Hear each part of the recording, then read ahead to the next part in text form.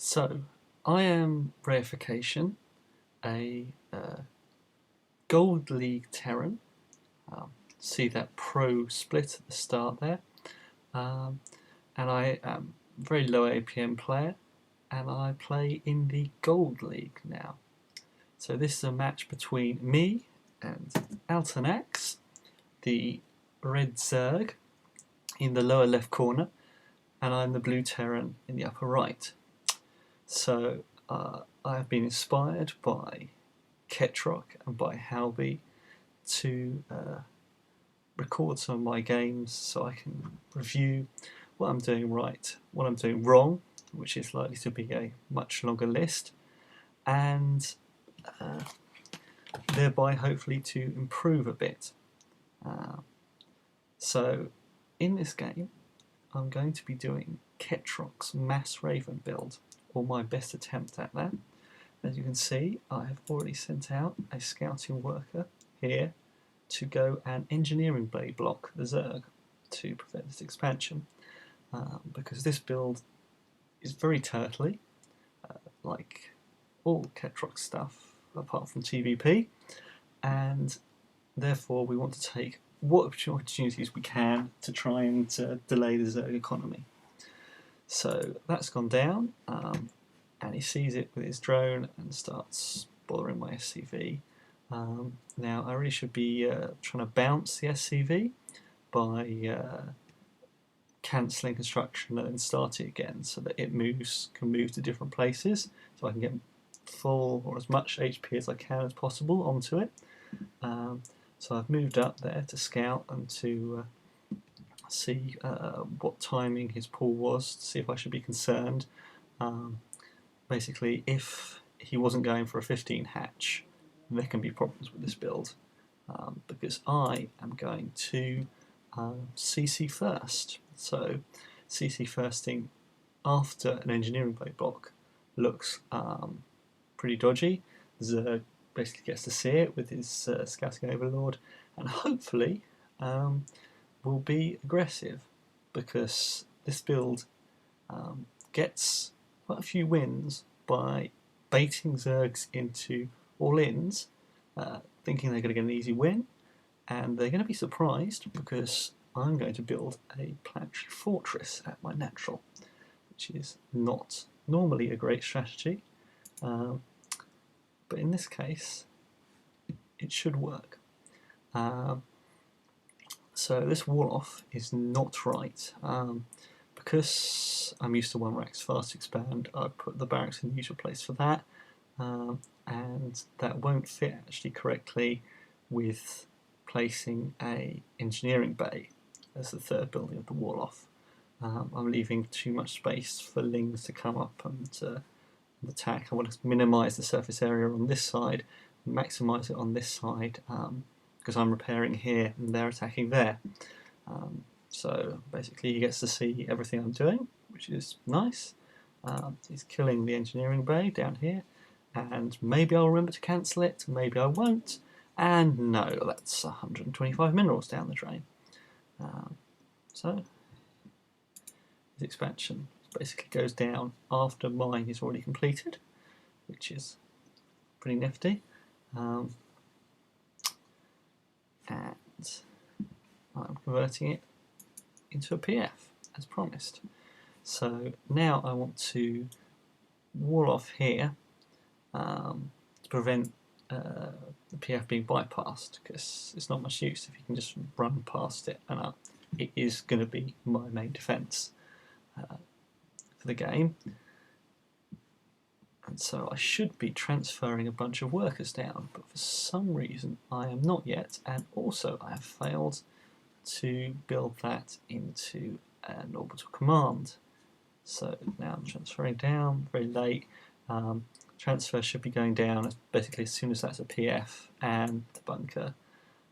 And I don't think you can get it right on this map. I think this map is quite awkward for creating this wall, because what you like to do is float down the barracks and build the bunker and make that seal that way. And that's a reasonably strong seal, as opposed to using a supply depot. And so the next important stages of the build are obviously to get up to Ravens we need factory and starports to prevent us dying to mutalisks, and also to try and hide this build, because hiding is super important. We need to get missile turrets down there, and down here to cover things. Oh, whoa, I totally didn't notice that I hadn't taken gas. That is pretty terrible, because getting a lot of gas is the point. When you're doing ravens, each raven is 100 minerals, 200 gas, and each base, if fully saturated, gives you about a 4-to-1 ratio of minerals to gas. So this build will leave you with a massive surplus of minerals that you don't care about. And this overlord's going to see everything I'm doing, which is unfortunate, because he should know that this push out is a fake, that nothing more is coming. It's just designed to get him to produce a bunch of zerglings, and it's, again, a meagre attempt to hamper his economy, which is looking significantly better than mine, because he has his third base up and almost at soft cap saturation. So for some reason my SCVs have got a bit ahead, and oh wow, 3 SCVs beat 2 zerglings. Nice.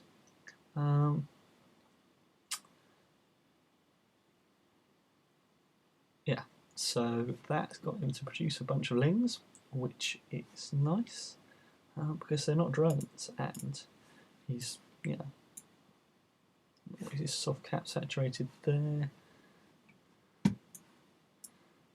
and yeah, it's okay there, and a bit short there. So, you know, it really should have been out a bit earlier to get those lings earlier and actually do more damage to his economy. But anyway, back at home, I am going to be looking to build a wall off of barracks here with bunkers behind them to prevent baneling busts from coming in and knocking down the PF. If you run about 15 banelings into it, then it dies, and you die because everything just streams up into your base, and then you're dead. And so I built 4 starports with tech labs going on them, which is going to be my production, basically. I will build a bunch of barracks to build a bunch of naked marines, but that is just a mineral sink. So this factory is going to do nothing throughout the whole game, and I'm also very late on building the 3rd. So I'd really like to build 2 command centres, load them up with SCVs, send round Viking to clear out all the overlords, and then dump them down there and double PF this base. Or in fact, actually, I think this base is the better one to do, because you're much closer to the Zerg and you want to reduce the by air travel distance. So I've got my wall down, and I'm actually going to kill this overlord by lifting the racks accidentally. Yeah, so unfortunately this racks is not going back down, which is going to be a problem later. Foreshadow you. So I'm getting some important but rarely seen upgrades. The Corvid reactor, the Raven Energy, is, you know, big deal. So building armour, and I already have Fortress. I already have the autosec tracking, which grants you range on PFs, on missile turrets, and on auto turrets. The building armour and the range apply to auto turrets and are basically essential, because you're going to spam as many of them as you can into the Zerg's base. That's the idea here. So, the racks does go down, but not in an actual wall. There need to be supply depots like here and here, to actually wall things off properly. The Marines aren't going back to the bunker where they belong. Let's check the gas saturation. So I've only got 2 in there and 2 in there. That's terrible. I built medevac instead of the Viking.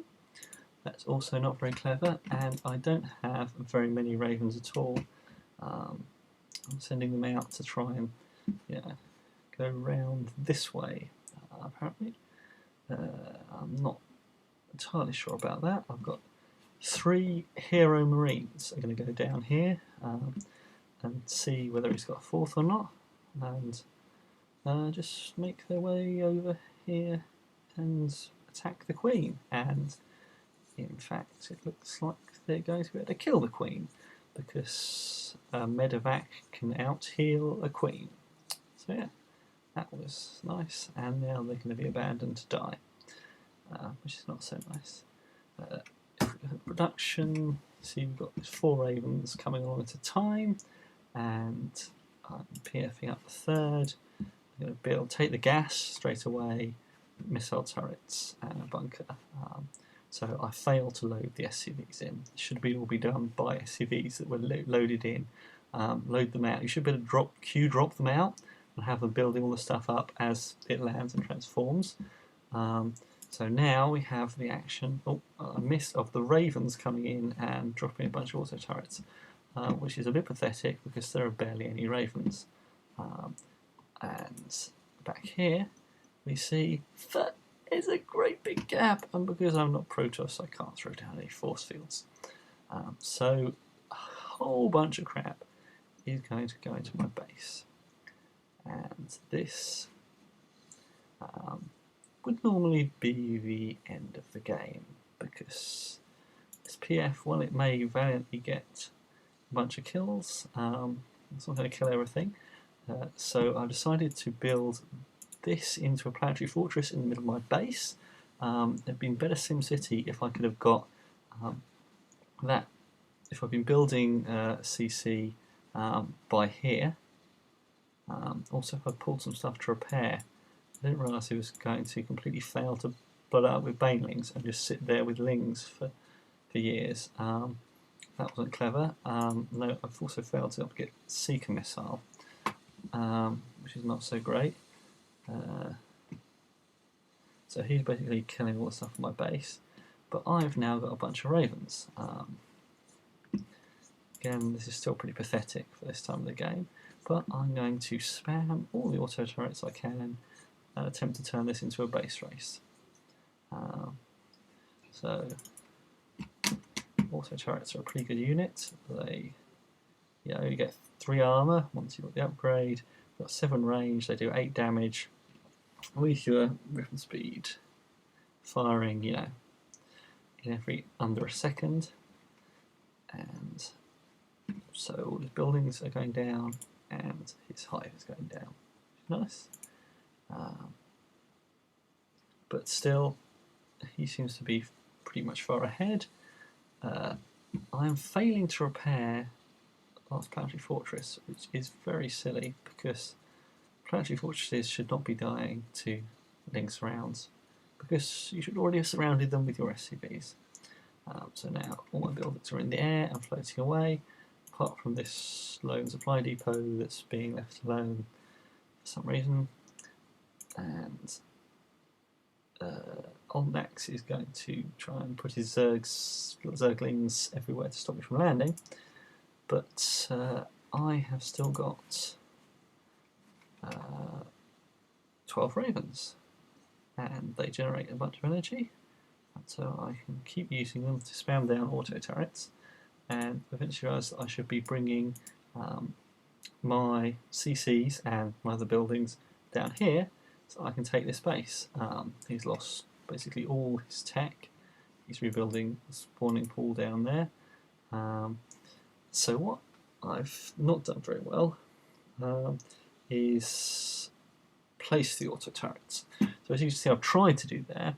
I should be placing 3 auto turrets up here to create a wall, 3 down there to create a wall, and then auto turrets up here, so that when his units try and get up into the high ground, I've got a huge arc on them, and they're attacking like a few at a time. I could probably even get a wall down here as well. At this point, for some reason, he decides he's not going to run away. He's only remaining drones, despite his 7k bank. He could be running these away and taking every base on the map, and then I'm pretty sure he would win from there because I don't think I can kill his bases faster than he can put them up, and I've got a long way to check back up. But anyway, he decides that he's had enough, and actually this is about the politest GG out from losing to mass ravens that I've seen all the time. So in fact, at least give him respect for that. Anyway, this has been reificastion and my first attempt at casting.